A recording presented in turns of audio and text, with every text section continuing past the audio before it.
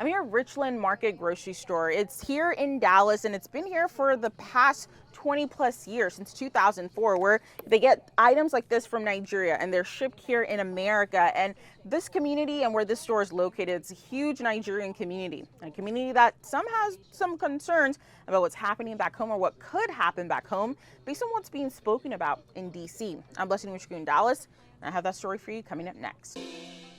According to recent data from the World Population Review, more than 500,000 Nigerians live in the U.S., with Texas leading the country. Just last weekend, President Donald Trump instructed the Department of Defense to prepare for possible action over what he says are attacks on Christians. Our Blessing Muchuku spoke with Texans across the state about how they're feeling on the issue. Last spring, Tanzania became the first African nation to be welcomed into the Dallas International District to begin trade with the African nation and Dallas. This year, Ethiopia and Eritrea were the second and third nations added respectively. And a North Texas man is hoping his country also makes it on the list as well and on this placard. But he says with what's going on in the news recently, he has some concerns.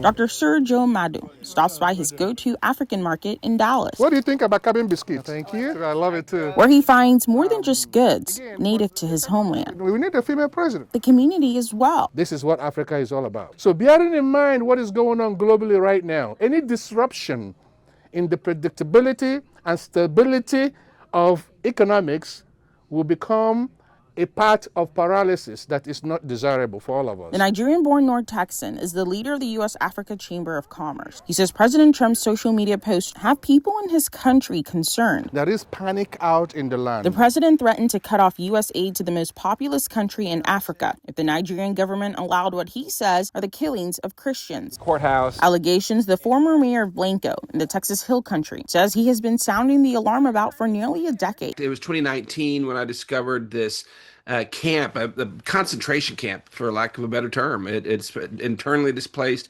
people, almost entirely Christian. And that's the reason they were displaced. They survived massacre. They had unspeakable horror. Mike Arnold chose not to run for re-election this year, to focus on raising money for his documentary to showcase what he says is happening in Nigeria. He's the leader of Africa Arise USA and International, and says he welcomes the president's threats. The president who's ended 8 wars, brought peace to the Middle East, and what's next? Ending the biggest Christian genocide on the face of the earth. I saw it coming, and I think it's the right thing, and I'm excited about it. A San Antonio political science professor says not so fast. And so to just note that somehow we're going to jump in and somehow invade Nigeria or engage in military action because Christians are being killed is ignoring the entire other side of the story.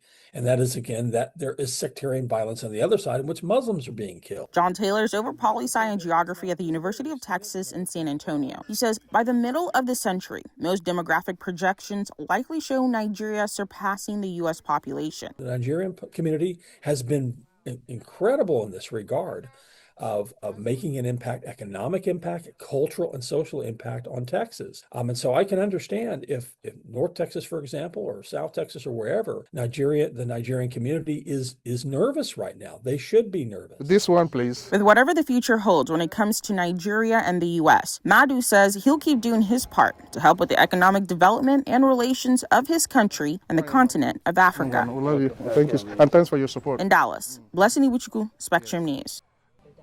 As you can see, Richland Market Grocery is a place of comfort.